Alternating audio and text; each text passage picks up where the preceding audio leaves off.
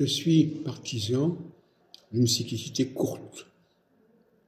C'est ça qui me caractérise. Si c'est court, ça veut dire que les choses changent en à peu près 2 ans, 2 ans et demi.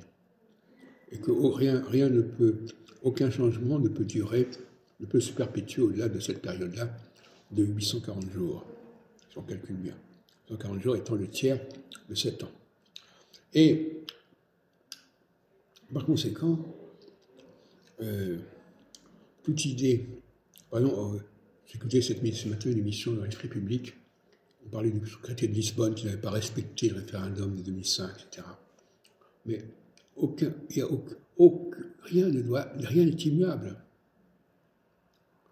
On a l'impression en écoutant ces gens-là, sur France Culture, qu'une fois qu'on a eu ce référendum, ça engage à l'infini. C'est incroyable. Voilà, c'est ce qu'on appelle la spatialisation. Voilà, une fois que ça a été décidé, maintenant, on ne revient plus dessus. Or, justement, la cyclicité, c'est toujours revenir sur quelque chose. C'est pas quelque chose qui... On revient.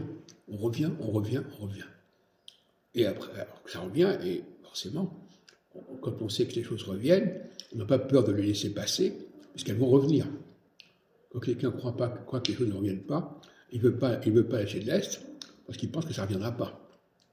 Donc, la notion de retour, de revenir, de revenu, si on veut, au sens littéral, est une notion essentielle.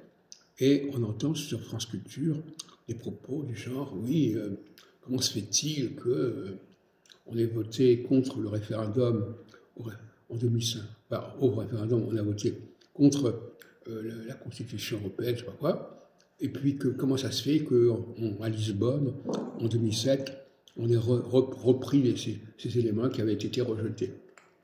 Or, la notion de rejet est très importante en astrologie. La notion de rejet, elle n'est pas définitive. C'est un moment. Il y a un moment de rejet. Et il y a un moment où on reconstruit. Donc, croire que le rejet, c'est un acte final, il n'y a aucun acte final. Tout est en dialectique.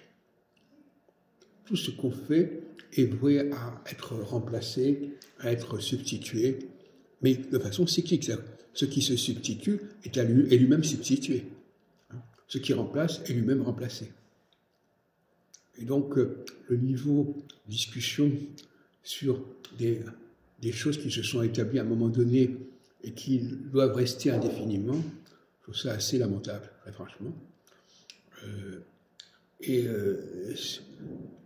Le problème, c'est ce que j'appelle le problème de mode d'emploi. On a des constitutions, on ne sait pas comment les utiliser, on ne sait pas dans quel esprit les vivre.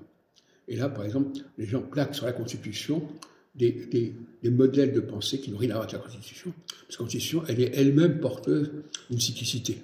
Donc là, il y a quelque chose qui cloche.